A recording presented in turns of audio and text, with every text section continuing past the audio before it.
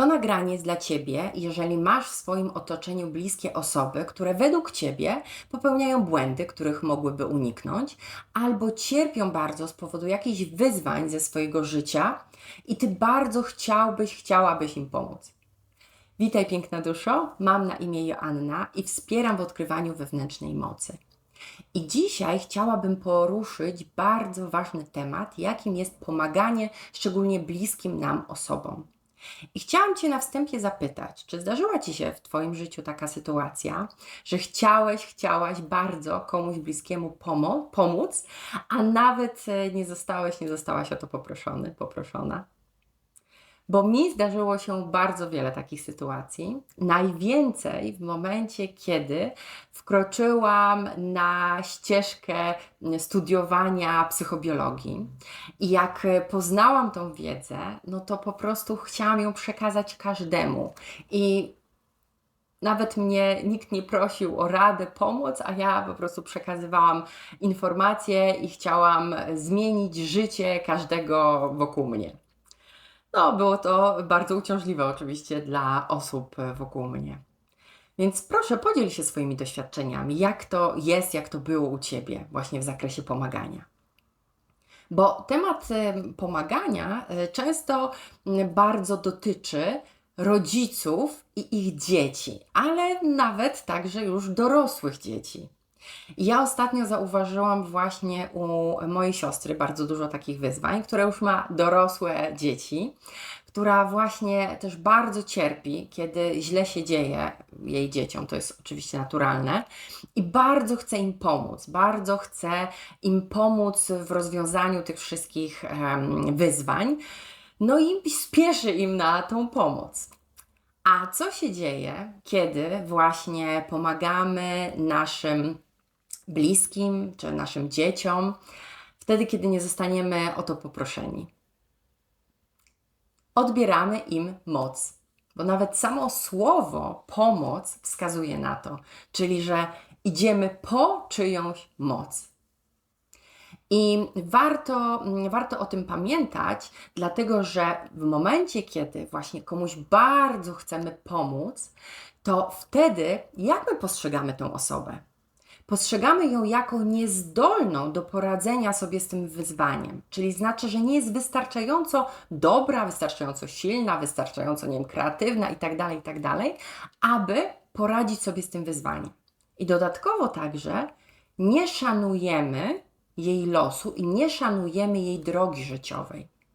Bo skąd wiemy, że ta właśnie dana sytuacja, która się przydarza tej osobie, nie jest najlepszą rzeczą, jaką mogłaby się tej osobie przydarzyć i przyczyni się do jej największego wzrostu, rozwoju i ją umocni?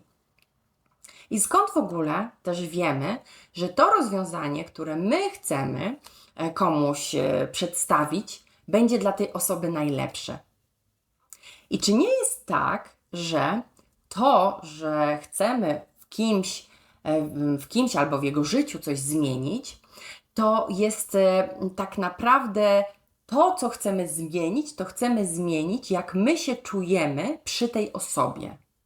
Czyli tak naprawdę to nie ma związku z tą osobą, ale ma to związek z tym, jak my tą osobę postrzegamy. Czyli jest to informacja ostatecznie na nasz temat. Więc bardzo Cię serdecznie zachęcam w takich momentach do zadania swojemu sercu pytań, bo to może być niesamowicie ważny dla Ciebie moment właśnie, gdy chcesz komuś pomóc, gdy chcesz coś za kogoś rozwiązać, załatwić. I bardzo rekomenduję przeprowadzanie właśnie tych pytań do naszego serca w byciu już w koherencji serca i umysłu, który ten proces jest już na moim kanale, więc umieszczę też do tego nagrania filmik pod tym nagraniem, abyś ewentualnie mogła sobie przypomnieć właśnie, jak wprowadzić koherencję serca i umysłu, bądź też ją w ogóle poznać. Więc jak już jesteś w koherencji serca i umysłu, no to ważne, żeby zadać pytania do swojego serca. I wtedy możesz zadać takie pytania. Na przykład, dlaczego mi tak bardzo przeszkadza to w tej osobie? Jaka to jest informacja na mój temat, że ja się tak czuję przy tej osobie? Co wszechświat przez tą sytuację chce mi powiedzieć? Co wszechświat przez tą sytuację chce mi przekazać? Czego ja w tym momencie potrzebuję? Czego w tym momencie potrzebuje moje serce? I poczuj te pytania w swoim sercu, poczuj te pytania w swoim ciele i otwórz się na odpowiedzi, które do ciebie przyjdą. Mogą być dla ciebie zaskakujące, więc otwórz się na każdą odpowiedź, bo mogą być dla ciebie to bardzo, bardzo ważne informacje.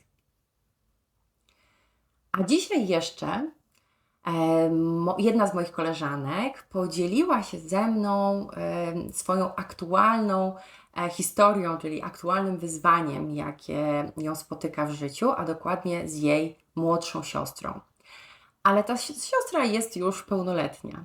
I właśnie ta siostra ogłosiła, że zamierza wyjść za mąż za swojego partnera, którego, jak się okazuje, cała rodzina nie akceptuje.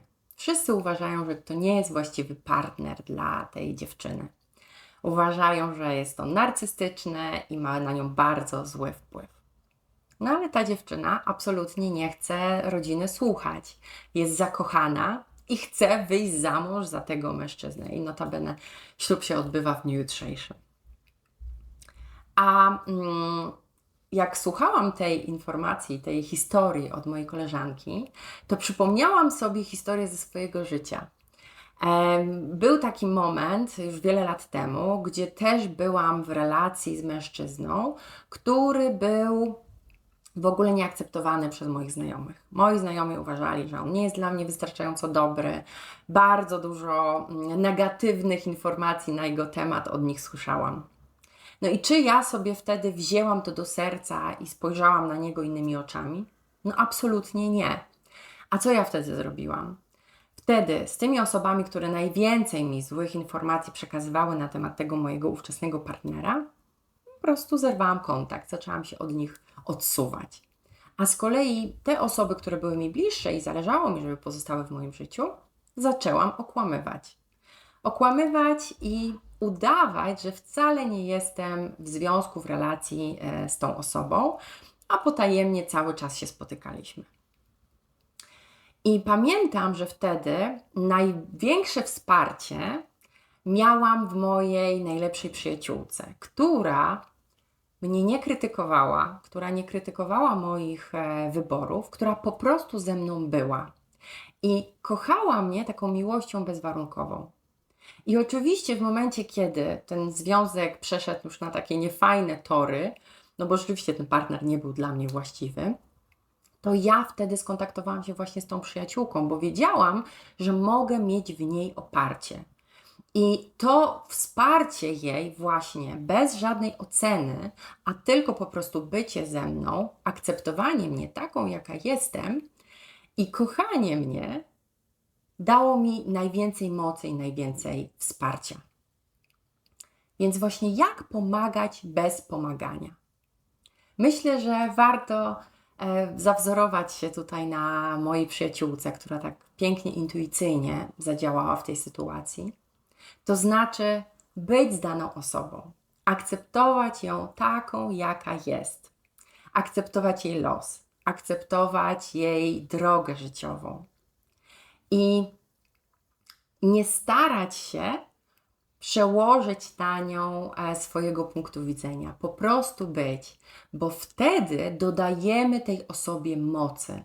Wtedy postrzegamy ją, jak to się też pięknie w coachingu mówi, że jest ta osoba pełna zasobów, aby poradzić sobie z każdym wyzwaniem. Bo zupełnie jest inaczej uczyć się na własnych błędach niż na czyichś. I właśnie po coś takie wyzwania w naszym życiu się też pojawiają, bo może się właśnie okazać, że właśnie w tym momencie to, co się wydarza Twojej bliskiej osobie, jest najlepszą rzeczą, jaką mogła się dla niej wydarzyć i przyczyni się do jej największego wzrostu i rozwoju. I też jeszcze w tym nagraniu chciałam nawiązać do pomagania rodzicom. Bo szczególnie kiedy nasi rodzice stają się już starsi, są już w podeszłym wieku i może nie radzą sobie ze wszystkimi rzeczami, takimi nawet dnia codziennego, tak jak sobie radzili kiedyś. No to nie wiem jak Ty, ale ja też tak bardzo mocno miałam i nawet nadal się też na tym łapię, że chcę bardzo moim rodzicom udzielać rad, że chcę im mówić, jak mają żyć, co mają robić. No i co się wtedy dzieje? Na to zwrócił uwagę szczególnie Bert Hellinger, czyli twórca ustawień systemowych, ustawień rodzin, który zauważył, że w momencie, kiedy właśnie udzielamy naszym rodzicom rad, to wtedy zamieniamy się z nimi rolami. Przestajemy być dziećmi, wchodzimy w buty naszych rodziców, co nikomu nie służy. I jest to bardzo obciążające zarówno dla nas, jak i dla naszych rodziców. Więc tak powiem, według niego jest to bardzo ważny aspekt i ja też to w swojej praktyce, w swoim życiu bardzo mocno zauważyłam. I co jest jeszcze bardzo istotne, na co też właśnie Bert Hellinger zwracał uwagę, to jest to, że naszym rodzicom należy się wyjątkowy szacunek, bo my pochodzimy w połowie z mamy i w połowie z taty.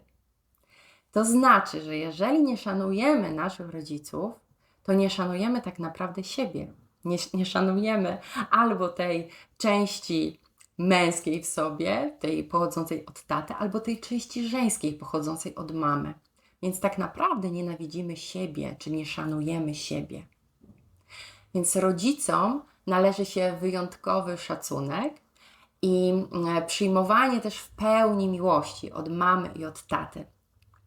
I jeżeli nie miałaś okazji przejść tych procesów właśnie przyjmowania miłości od mamy, przyjmowania miłości od taty, które są na moim kanale, to bardzo się serdecznie do nich zapraszam. Umieszczę do nich linki pod tym nagraniem. I też zaznaczę i przypomnę, bo już w tych nagraniach chyba o tym mówiłam, że te procesy można wykonywać wielokrotnie. To znaczy, że tą miłość od rodziców możemy pobierać nieustannie. Zawsze, jeżeli tylko poczujemy, że nam jej brakuje, że jej potrzebujemy. I jeden z moich nauczycieli nawet powiedział, że to jest tak jak z tankowaniem auta na stacji. Jeżeli mamy pusty bak, to po prostu jedziemy na stację i tankujemy paliwo. Więc możemy tak samo zatankować miłość od mamy i od taty. Więc bardzo rekomenduję powtarzać te procesy i są one dostępne na moim kanale. A teraz chciałam Cię poprosić o zasubskrybowanie mojego kanału. Jeżeli to nagranie Ci się spodobało, to jeszcze zostaw swojego kciuka do góry. Może podziel się też tym nagraniem z kimś, kto myślisz, że może też się zainteresować tym nagraniem. A jeżeli chcesz mi postawić kawę, to zapraszam Cię do portalu Supi. Umieszczę do niego link też pod tym nagraniem. A teraz bardzo Ci dziękuję za uwagę i przesyłam Ci dużo miłości.